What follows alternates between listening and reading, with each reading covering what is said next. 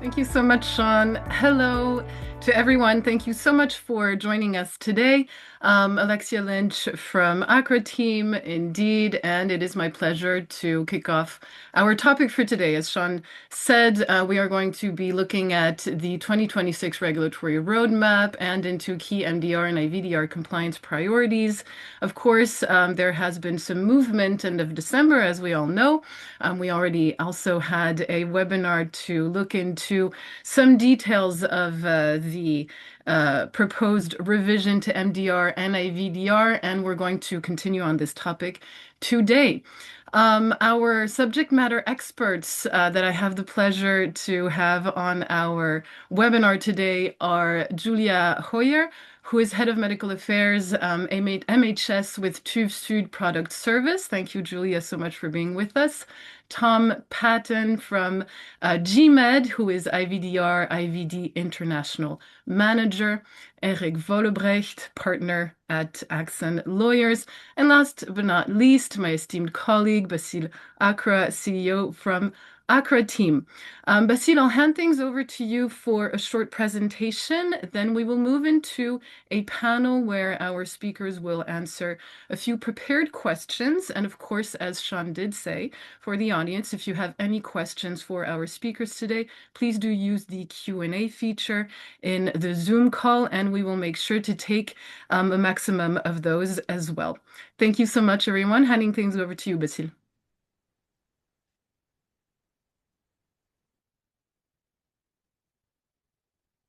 Ladies and gentlemen, I'm happy to be here with you today, and thank you so much for joining us for this webinar. And as Alexia mentioned, we're going to be talking about the changes that were actually communicated to us as proposals since actually 2025 in December. We were like waiting, everyone excited for those Christmas presents to come, and they came on time. On the 16th of December, we got actually proposal for future potential legislation. And I'm insisting to say future potential because they are not final. They are still in the stage that we can read them, comment on them. And there is a lot of work which must happen before we have them actually adopted and can be actually used by us as the legal framework. Nevertheless, what we wanted to do today is to give you some insight about what's happening, keeping in mind whatever we're going to discuss today is based on the current view and interpretation and reading. A lot of things might change over the next months and years. So therefore, we need to stay up to date and keep reading what's happening, following what is ongoing, and making sure that actually we are prepared and ready for whatever will come. Because if we are surprised by legislation changes, we might be actually too late when it's actually available and ready to be implemented. Now, if we look to the situation, why we got those new proposals, why we got all of the communication, the new guidance document in 2025 and additional implementation plans and activities, why is this happening? If we look to the European political guidelines and vision from the European Commission point of view, we know that Europe is looking toward actually being more competitive, looking toward more digitalization, simplification, and want to support innovations. This was actually the initial idea with the MDR and IVDR, which didn't succeed. But now they are relooking to it and making sure that they have measures in place to make sure that we have a system which is streamlined, which is actually future-proof, and is able to support regulatory frame, which allow us at the end as European patients and citizens to say our system is functioning in a good way. This is, they want to also make sure that they have a resilient system. So we need to make sure that actually we understand the main intention of all of these changes before we discuss them. And they come actually from a political guideline, which is focusing on what should happen between 2024 and 2029. On top of this, we need to understand as well that currently the European geopolitical situation is impacting actually what's happening in Europe. Europe is trying to be resilient and prepared and being able to act in any case, which means, which kind of include perhaps crisis. We learned from the COVID situation that there might be crisis which we can't influence, and we need to be able to act. And we learned a lot from that experience. But now today, we see a lot of things happening on a geopolitical level, which might impact the current situation in Europe or in other countries. And Europe is looking also to be resilient, to be prepared and ready for any kind of situation. This is why they want to have efficient system, simplified system, and a system which enable good collaboration between the various parties. And as you know, European system is not based on a single central agency, which is dealing with medical devices and other kind of combination devices or pharmaceutical product. Therefore, we need to have something which enable us to deal with that on a European level with all kind of member states, with all kind of stakeholders in a way which allow us to be efficient and be ready for any kind of situation which we might face in the future. And therefore, all of these situations led actually to the European legislator, after listening as well to the recommendation and feedback from parliaments, from stakeholders, from member states, saying we need to look to medical device and IVDs. We need to improve what we have today. MedTech industry, notified bodies, everyone was looking toward actually a change. We learned since 2017 that something is going wrong, and we need to change what we have today to be able to say we have a better future. And this is what they are proposing today to us and what we're going to discuss during this event with all of you, to give you like some insight about the ideas, about the proposals. They might not be perfect, but they are much better than what we had before. And we need to learn what is the beauty of them and what might be challenging, but we need to make it actually happen. We need to make sure that the future system is actually addressing the patient need and what they are looking for, device continuity on the market, to ensure that the healthcare system can function without actually problems that we face in the past years by implementing a new regulation, but forgetting at the end the necessity of having devices on time to the market, treating patients, pediatric patients, orphan patients, and also supporting innovative devices to get to the market on time, ensuring that the healthcare system is benefiting from what innovators are creating. Now, looking to the numbers, it shows us actually also another reason why legislator needed to retouch the medical device regulation and IVDR. It's not the mistake of any of the parties. It's the mistake of a system which has actually decided to start again from scratch by having redesignation of notified bodies, reactivation of a holistic system which was functioning, which required some improvement. But we decided to say we need to have every single device getting an approval again under a new frame. We got up classification, we got a lot of requirements, we got higher clinical expectation, which led to a lot of cost, a lot of bureaucracy, a lot of administrative burden for all parties. So at the end, after 8 years of publication of the legislation, we just saw that 50% of the devices which were already on the market were able to move toward the new legislation. And this is one of the reasons where people are saying, what is going wrong? Why do we have all of these requirements? Can we stay as we are today, or we need something better? And this is why we are working on it from European point of view to make the system actually much better. And this is where the European Commission came with a proposal in December, trying to help us actually getting a better future. And now everyone who's going to read that proposal might have her or his interpretation that this might be good or not good enough.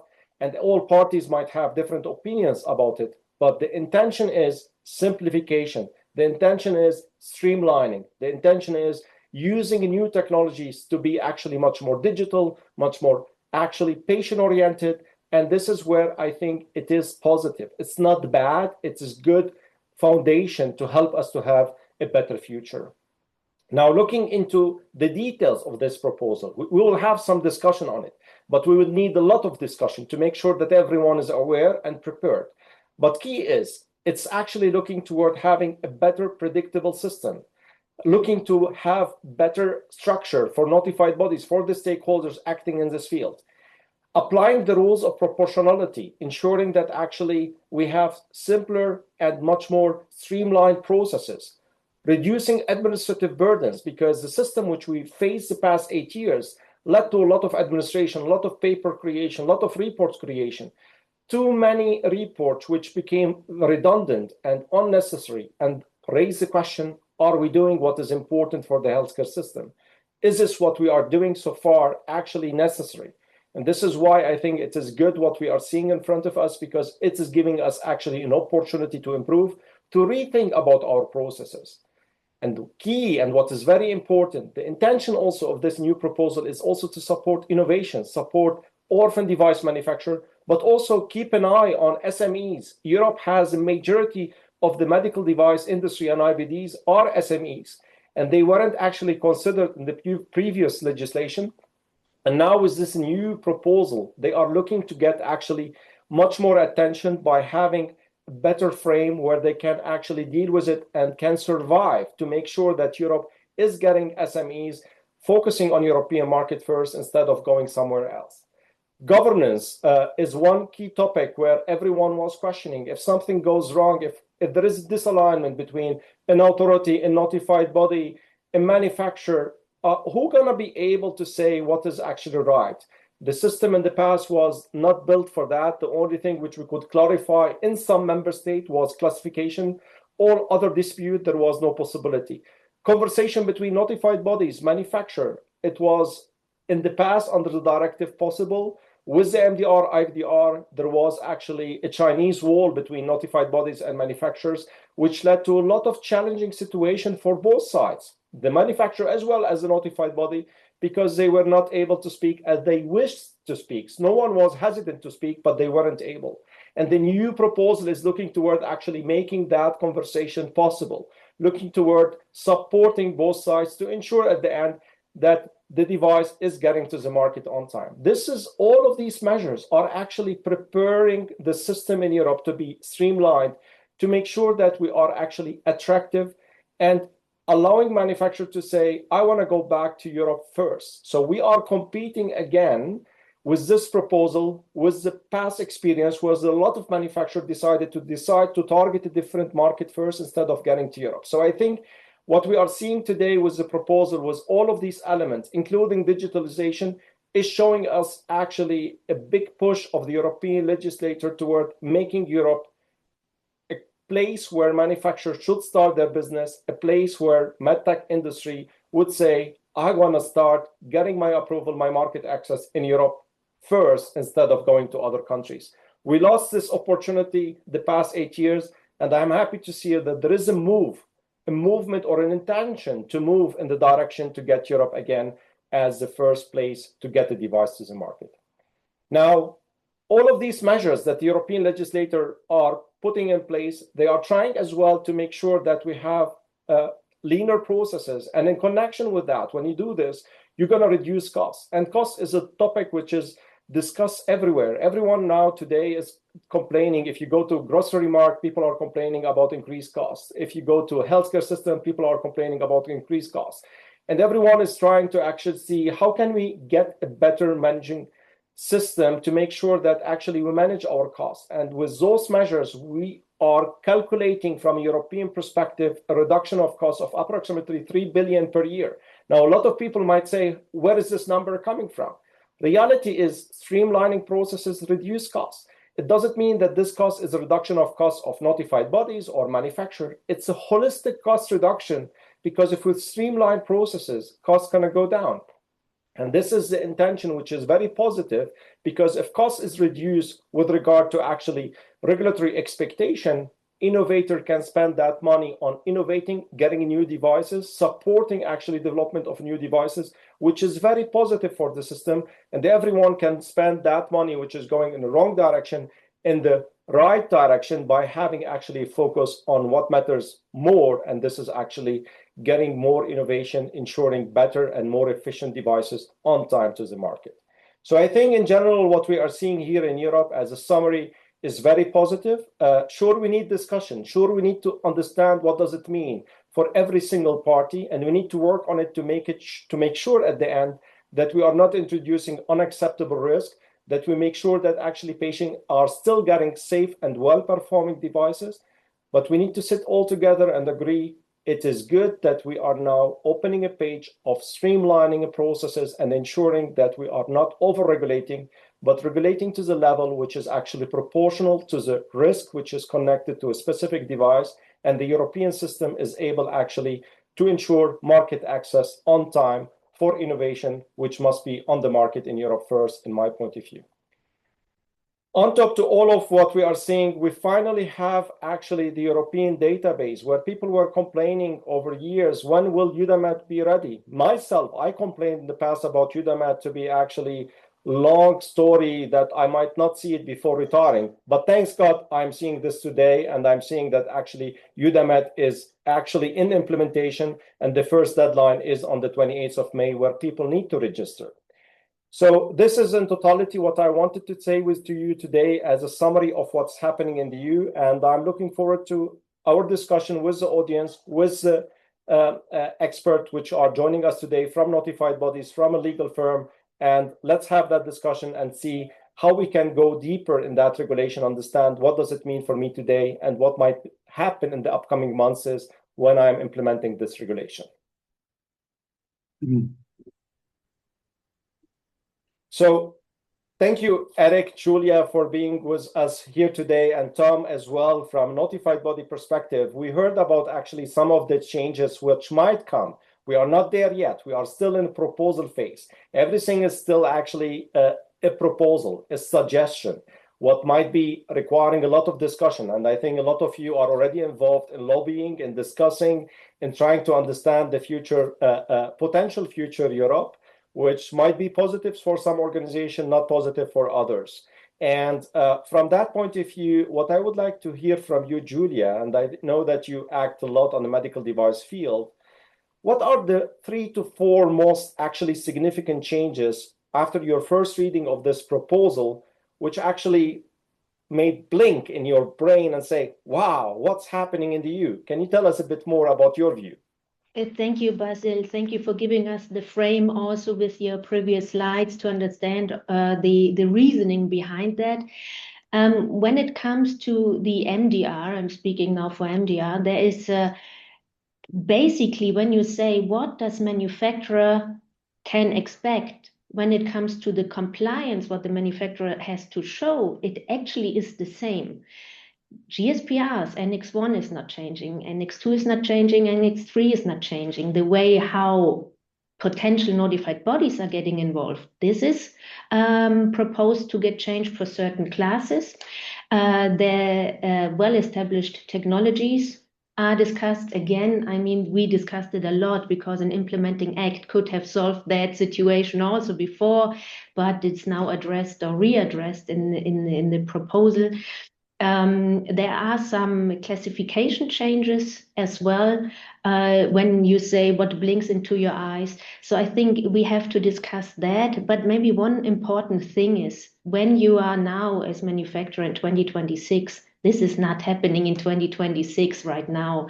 And the Commission was very clear to us as notified bodies, let's put it that way. You have to comply with the rules which are now legally established, and then this is a proposal, and then we work through the proposal as such. And good that so many are on the call, because it's not easy to just read the change tracks and then get to understand what's actually affecting you and where's maybe the link to something else. But as you said, I can confirm that for the MDR manufacturers, there is supposed to be a less notified body involvement. Again, it does not take away your full responsibility and the liability on your side as manufacturer. Thank you so much, Julia. I think you mentioned something very important. The new proposal will help us actually streamline some of the activities, but it doesn't mean that we don't need to do them. It means we are still required to be compliant. The question is, where is actually the benefit for whom, and what does it mean for the resources and the capacities on manufacturer side, on notified body side? This is very key and very important. Thank you for reminding us about this, because a lot of people might actually be confused and believe we don't need to have a quality management system. We don't need to have technical documentation. No, you still need it, but you might not be scrutinized in the same level like you have been doing that in the past. So Tom, we heard from Julia about the MDR. You deal every day with IVDR, and I still see that you don't have that gray hair like every IVD expert. Potentially you are part of your hair with regard to that. Yeah, but IVD is a big challenge for a lot of manufacturers. Now you see this proposal, and you work for notified body and you deal with IVD manufacturers. What are the 3 to 4 points where you would say it's actually big change for IVD industry? Yeah, and Thanks for having myself and Julia today. It's great that we can come on these webinars and speak, and I hope the audience can appreciate as well that we can't maybe be as forthright as we would like to be at the moment, because it's still a proposal. So there's things in there that we like and we welcome, and I'm going to talk about a couple of those from the IVD side. And there's things in there as well that maybe everyone should be concerned about. And I'll give one example of that kind of in relation to IVDs as well. So the things, first of all, what's going to change in 2026 for you as an IVD manufacturer? Like Julia said, very, very little. It's a proposal. Let's get through the year and see what comes out at the end. As opposed to things that are in the proposal that made me go, oh, that's interesting. I'll start with companion diagnostics, and I will say that bringing in equivalence for companion diagnostics in relation to medicinal components. So an equivalent medicinal component won't need to go through a separate EMA consultation. Fantastic. That's great. So you're approved for use with this medicinal product, and then you can use a similar medicinal product for your companion diagnostic. That's just wonderful. I think that's a huge benefit for patients. As more, say, generics come online, they get access to the test that you can use with them. Another kind of one that I think is proportionate, and again, what you will see me saying, and I've been saying this for years, what I want as a regulator and as a patient is data-driven, patient-focused change. And a good kind of area where I see proportionality in that in the proposal is instead of, say, all Class C devices needing an SSP, that's kind of going to Class C devices that are for self-testing or companion diagnostics. I think that overall makes sense in terms of everything else. And then one other consideration for manufacturers maybe of, say, Class A sterile products. So the proposal calls out that these will go to self-declaration. So the CE number will come off your product. So that will mean that you are fully responsible for this product. So your 13485 cert, and I would guess your probably contract with your notified body, if they're a certification provider, will be very explicit in stating that you're the manufacturer of this product. It's a Class A product, and you will need to comply to the IVDR. So if something goes wrong, you have full responsibility for that product. And the reason I'm calling out Class A products is, so again, I'm an IVD head. I used to work in laboratories for years. I would say on average across Europe, you're looking at probably 10 to 12 billion tests. From those 10 to 12 billion tests, I would say half of them are coming from a Class A sterile receptacle. It's a lot of responsibility. Thank you so much, Tom. So I think this is very key and important, keeping in mind that the responsibility for medical devices or IVD is always with the legal manufacturer, and the notified body will never actually take over the responsibility that other than actually being involved in the conformity assessment, which remains always under the responsibility of a legal manufacturer, but with involvement of an independent party or not. And this is actually what might be the implication of moving down in classification. Might mean that I need to have additional measures as a manufacturer to ensure that what I have done is compliant. And now, because I don't have a third party looking to my file. So I think there is a lot of necessity to have that understanding for the industry as well, for the notified bodies, have that discussion, see what are the pros and cons connected to every measure suggested in the legislation. Eric, we speak about proposal, and you are acting legally on various, like, let's say, places trying to actually look to legislation, and you know the European system very well. Can you tell us a bit more about, what are the timelines typically after such a proposal? What is the process, and what are the timelines that you can expect? Because a lot of people see the proposal and they will come to Julia, to Tom, to yourself, myself, and say, is it already official? Can we get it now? And I saw already some people using justification from the proposal to explain to notified bodies why they are not doing things. Give us a bit of insight and clarity about the timelines and the process that we can expect in the upcoming months. Sure, happy to do that, Basil. I think it's really important what Julia said and what Tom echoed, is that on substance, like really on the bare substance, basically not that much changes. On procedure, a lot. And that is really what this proposal is about. Like you've said, it's about simplification, streamlining, and some other points. So what we have now is we have a Commission proposal for a regulation that's going to change the MDR and the IVDR, to amend it. So that means that this goes into the European co-decision procedure, or the ordinary legislative procedure, as you would call it. Now, you might remember that in 2012, when we had the MDR and the IVDR, this process took 5 years, right? Almost. 26 September 2012 proposal. What was it? 26 May 2017, entry into force. Okay. So this was actually quite a process. And the length of the procedure depends on politics, unfortunately, because now we have left the area of, let's say, technocrats, which is the Commission preparing the proposal. Now we are in the field of politics, because both the member states, through the European Council, and the Parliament, through the political parties in the Parliament, they get to weigh in on what they would like to see in terms of changes to this proposal. And now things get really interesting, because my best information at this point is that the Parliament is, I would say, quite okay with the way the proposal looks, because it aligns quite well with what I understand the political parties in the Parliament like. Council, member states, not so much, because I've heard that there are several member states that are actually of the opinion that other things should change, more things should change. So what I expect in the procedure is that while we have seen in the MDR and the IVDR, that was mainly the Parliament that was very active, now we will see more activity from the Council actually with proposals. This is unfortunate, I think, because I think personally that the Commission's proposal is as balanced as the Commission could make it, and as politically acceptable as the Commission could make it. Further tinkering on this by the Council will just, basically stretch out the legislative procedure. For how long? Well, if we count back, so there's a 6-month transitional period in the proposal.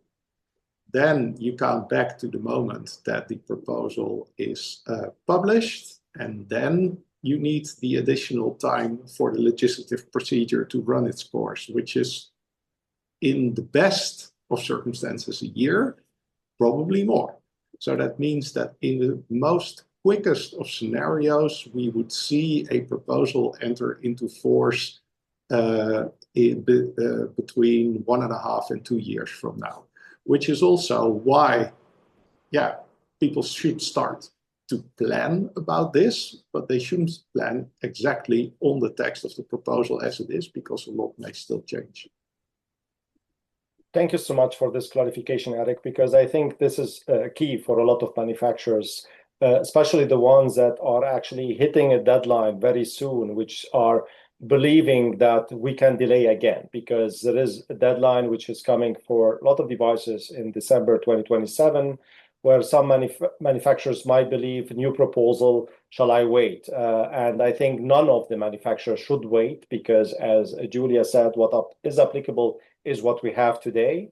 And if this might change, we need to wait till we have a finally published adopted text. And then we can say, yes, now we can apply those rules, because then we understand what is actually the final agreed text and how it will function. All what we have today is nothing else than a proposal, which is positive in some extent, but we need to understand what out of this proposal will be actually final and realistic. Now, looking to what we see in the proposal, Julia, one of the measures in the proposal is actually to ensure a better capacity for notified bodies by giving them enough resources. You know, when MDR and IVDR started, it was rare to find a notified body. Today, we are moving toward actually a number which is similar to what we had under the directive, more than 50 notified bodies for the MDs, nearly 20 for the IVDR. Are we still having capacity challenge today? And do we need those measures to actually free up capacities for the notified bodies for the future? If you can share your opinion, Tom, you can also elaborate on this after her. This would be helpful for us to understand what is the current status and what might be actually the implication of the change. Yeah, thank you. Very good question. I can just agree with you. These discussions from capacity issues, I mean, we had the first notified bodies designated 2019 after quite some challenging designation procedures. Slowly more notified bodies were designated. We had the COVID phase, then challenges until 2022. That was definitely a time where two less notified bodies could have done the work for all of this, let's call it new certification, not recertification. It was a brand new certification, as you have mentioned before, Basil. And so now we have, as you said, we had just a new notified body for MDR was announced. So we have 52 notified bodies now. We have, I think, 19 IVDR notified bodies, and the capacity is definitely there. So this discussion was very valid during the time 2019, 2022. But nowadays, I mean, it's a bit of a delayed discussion, basically. And I can definitely confirm there's sufficient capacities now with the notified bodies. Thank you, Julia. Tom, can you confirm the same thing for the IVD sector, or is the IVD still actually the small baby running after the MDs and trying to catch up? So, Basilia, I think you know what I'm going to say to that. Just remember, medical device manufacturers, particularly for the high risk ones, that without the IVDs, none of your devices get implanted. So we play an important part, and I've always kind of pushed that. In terms of capacity, what I would say is, myself and Julia spoke about this during the week, and I think it's fair to say in the last 2 or 3 years, the notified bodies, we have optimized our staffing levels as best as we can. And I'm trying to recognize that a lot of people in MBs in the last couple of years have been let go because we were over capacity. We had resources waiting to do work, and work did not materialize at the rate it was expected. This is just the capitalist world that we live in. So I would say at the moment our staffing levels are correct. Where I would say maybe bottlenecks could appear would be in terms of maintenance of codes on the IVD side. Maybe there's some specific codes where a notified body only got one file at the start of their designation and hasn't gotten a file since, and then maybe that manufacturer is putting in a significant change or is bringing another product onto the market. And because there's 80 codes on the IVD side, and maintaining them all, maybe some NBs are struggling internally with very specific issues. But I would say overall, as a rule, capacity is not where our capacity is not an issue like it was maybe 2 or 3 years ago. And again, the last thing as well is any business cannot function by hiring for the peak in work. So the MDR and the IVDR created peaks of work, which is very difficult to have an ability to handle the peak and then to maintain your resources afterwards. It was very tough for the last couple of years, but like I said, we believe our staffing levels at the moment are optimized. If anyone's ever wondering the number of people that work for an MB, there's the lovely MBCG Med infographic that was published a couple of weeks ago. You can see just how many numbers we have, how many experts we have, and what our backgrounds are. Thank you so much, Tom. I think it's like good to hear that notified bodies are consistent with regard to capacity. So people coming back to the point, shall we delay and wait? So make use of this opportunity because notified bodies have availability today, and don't create a new peak, because peaks might be not manageable from a project management point of view. Make sure that you actually get your job ready, and if the new proposal will become reality, your future will be different, and make sure that you have that conversation early on time. Tom, you want to say something? Current capacity is no guarantee of future capacity. Good. Eric, looking to this proposal, we see a lot of changes as well, technical changes, regulatory requirement changes. One big topic was always in the past, everyone was complaining about clinical expectation, clinical requirement. And the new proposal waive away some of the requirement for example, class 2A implantable devices, allow wider acceptability of evidence, such as non-peer-reviewed journal, such as real-world evidence, such as in silico data, and so on.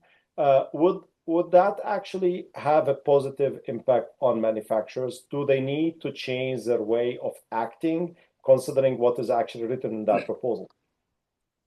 Well, I would say, again, going back to Julia and Tom, the substance doesn't change, right? So the level of clinical performance that you need to show in the end, that hasn't changed, except that the types of data available are have been explicitly broadened.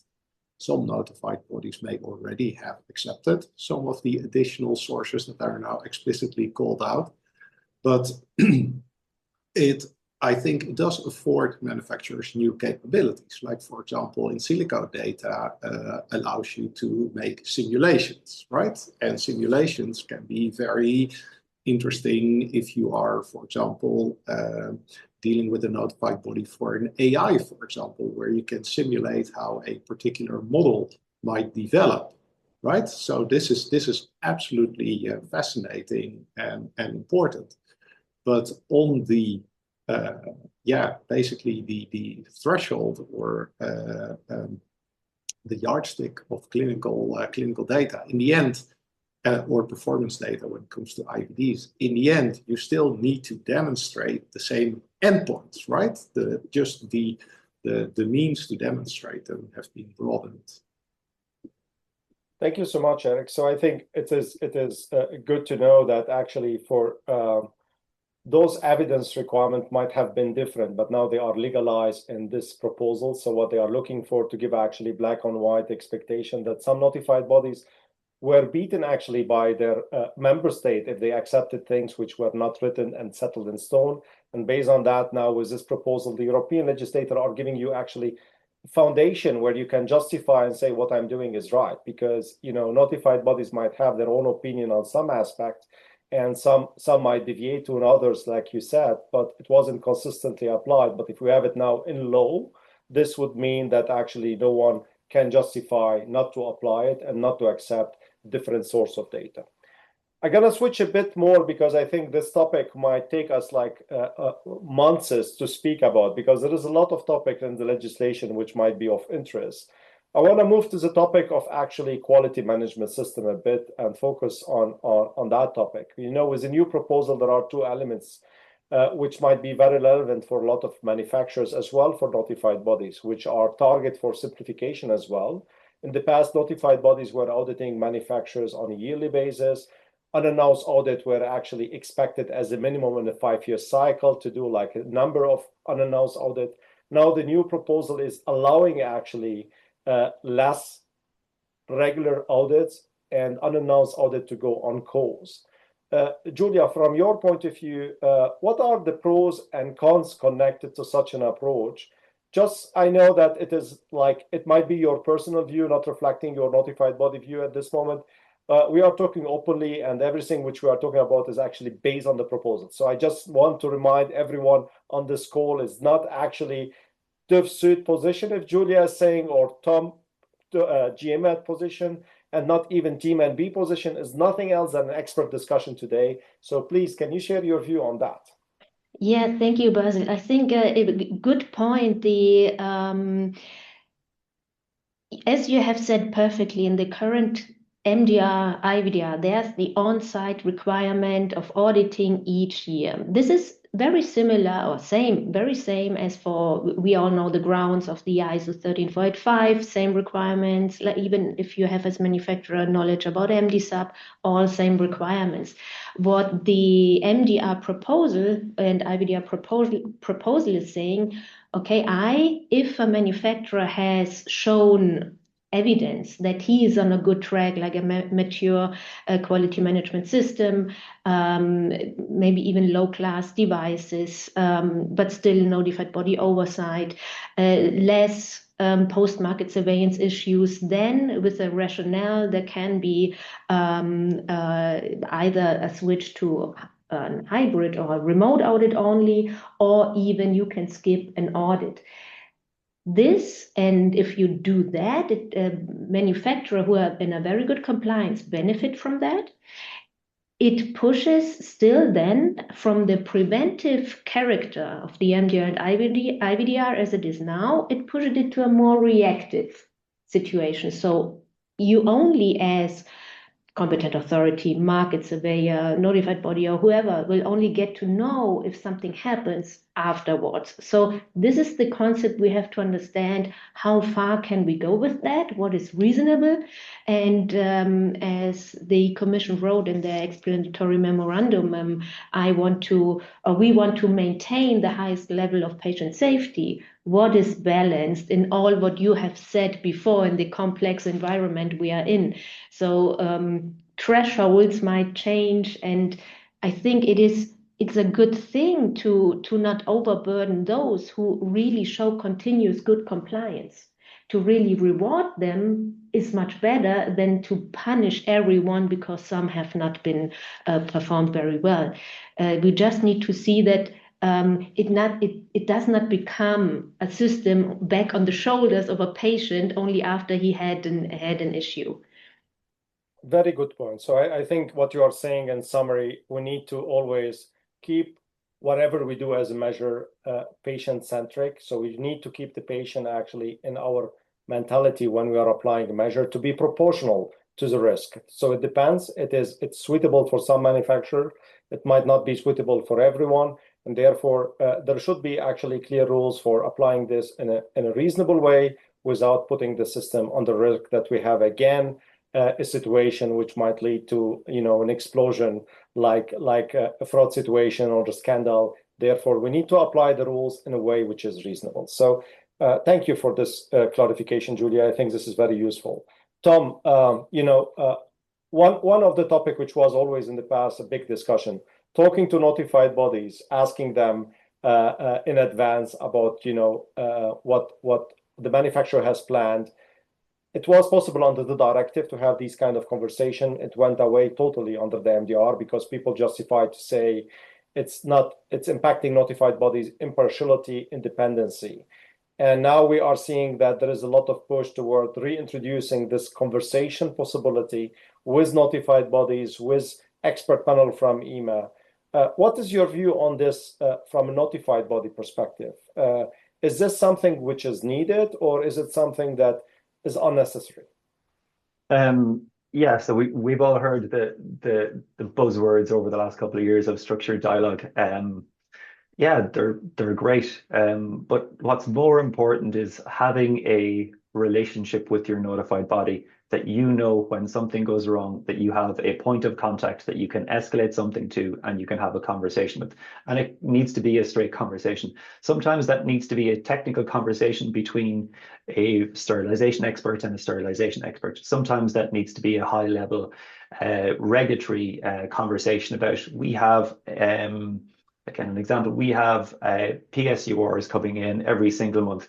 Can we have a structured dialogue to formulate a strategy to group these together and to perform our PMS activities collectively and then submit in a more efficient manner? So how you work with your NB is what has always been really crucial. And over the next, I would say, 12 to 18 months, it is going to be probably even more important, because some of the proposals for the transition implementation timelines for the Annex 7 stuff and for this will impact us. They will impact us as we update our QMS and as we train our staff on the new processes. And we will need time to figure them out, figure out what it means for our organization, figure out what it means collectively for our organizations, and then try to find some harmonization across the board for how we implement for our customers, which are you guys, the manufacturers. So I think everybody on this call would always value the the importance of having an open, constructive conversation.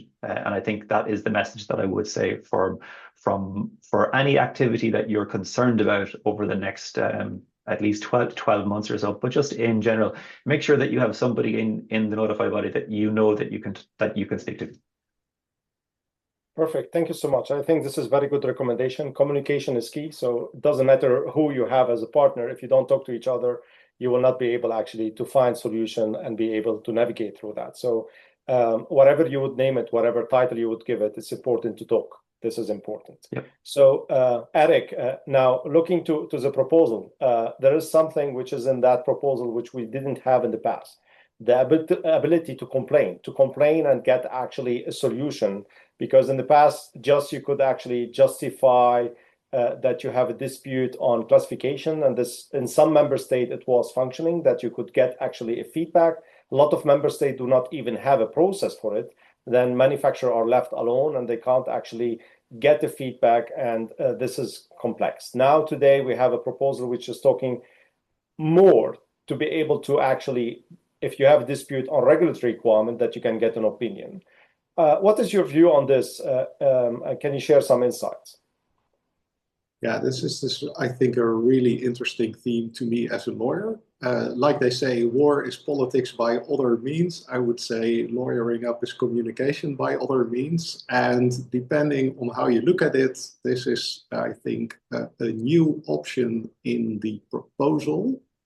And it's interesting because if you read the explanatory memorandum of the proposal, there's a table at the beginning that says we are introducing an ombudsperson feature, right? So that is, but then if you look in the text of the provision that is proposed, it says competent authorities for notified bodies need to have a function that allows you to complain. And then this is where it gets interesting. It says the competent authority must hear and shall decide.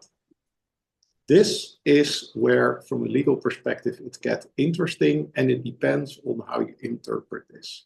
Because if you interpret this as, oh, we have an ombudsman or an ombudsperson, an ombudsperson is historically is a person that intermediates between a private party and government authority and mediates, right? It's a mediation. There is no formal decision. Basically, it tries to talk sense into both parties, and hopefully they will, as we were just discussing, they will improve their discussion and reach a point that works for both. If you say decide, decides has a legal meaning, because if the competent authority must decide, then they take a formal decision. If a competent authority takes a formal decision in the EU, that means that this is a formal decision that you can appeal to court if you don't agree. So it'll be very, very interesting to see how this develops, whether this stays as it is, because if the text is adopted as is, I would argue this is a formal appeal to courts. So basically we have legal review of potentially every notified body decision, where we used to have only classification. Now we have legal review of every decision of a notified body if this goes through the way it's written. On the other hand, if there are amendments during the legislative procedure to tune this text more towards an ombudsperson situation, then we will have rather more of a mediation situation. So it's very interesting to see how this will develop, but it can go both ways. Or it can be removed altogether. Yeah, I think it's, I mean, it is everything. When you read it for the first time, you need to start understanding what does it mean, how does it work, who are going to be those parties. But those are ideas, and that's why it's a proposal and suggestion. But I don't think that the legislator proposed something without putting those behind it to understand how it would work. It's just now for us we need some clarification, and then we will get it when it's actually final, because then we know this is what we need to navigate through. Tom, one of the audience is asking us, is the proposal for sterile class A product to have less involvement with notified bodies, or the manufacturer self-certify without notified body? Manufacturer will self-declare. Perfect. Thank you so much. Julia, I'm going now through the question of the audience, which are actually coming through the Q&A. And one of them is actually saying, asking, do we have a date when Annex 7 proposed update will be implemented? The implementing act is by the Commission considered to be the date of application is July 2026. So that was what I understand is the goal. Until tomorrow, feedback can be delivered on the homepage of the European Commission. Then, as usual, all that feedback is considered, and as mentioned, the goal was July 2026. Thank you so much. Eric, regarding the IVDR, will the new proposal lead to a delay of application to the transition of IVD to IVDR? Ooh, that's a really good one. Well, it shouldn't, because if people are smart, then they will actually they will make sure that they understand the, well, quite complex, I would say, the legacy device regime for the IVDR. But yeah, of course, I mean, there will always be situations, but that will be a limited amount of manufacturers, I would think, that are currently going, that are not already in a legacy device application scenario, where they need to decide, am I going to apply now for a completely de novo IVDR application, or am I going to wait until the proposal is finalized and is law? Again, I would say, look, we've established that also for IVDs, the substance is the same. Procedures are different.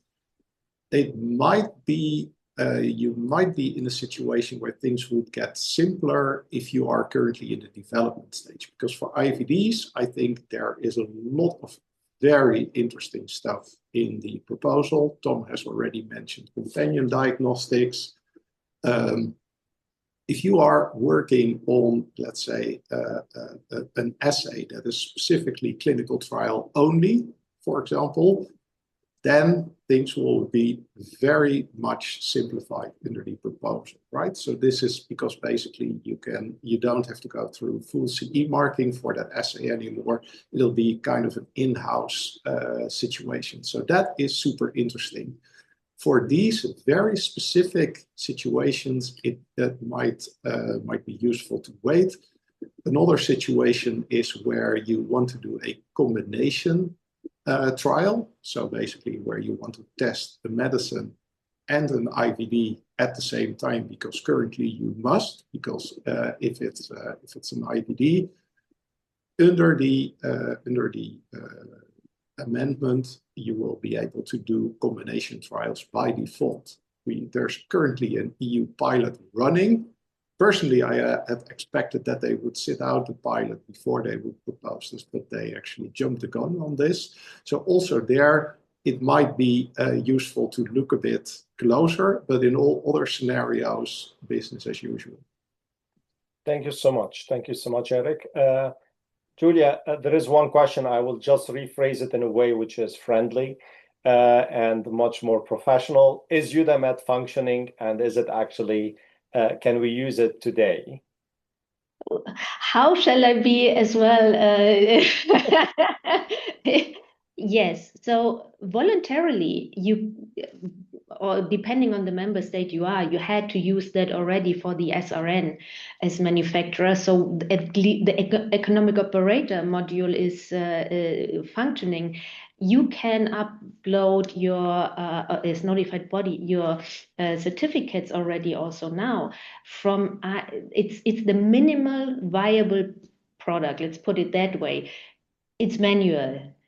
We are all keen on the machine to machine. So this machine to machine uploads might not functioning perfectly when like we hoped so, but manual uploads is definitely possible. And I can't say that there is not a one or other obstacle or a bug, but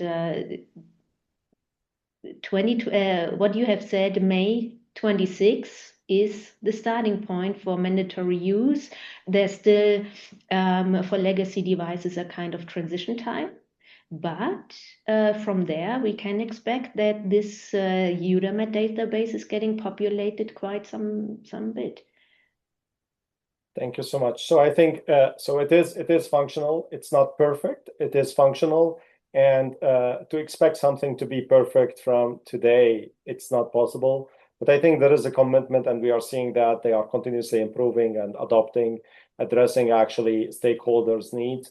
If you want to have changes, make sure that you communicate, that you get vocal, because just complaining about the system not functioning and complaining internally doesn't hit actually the people who are working on it. So make sure that you share your feedback and tell how is actually the system running as of today and what you would see as potential change, which might improve the future.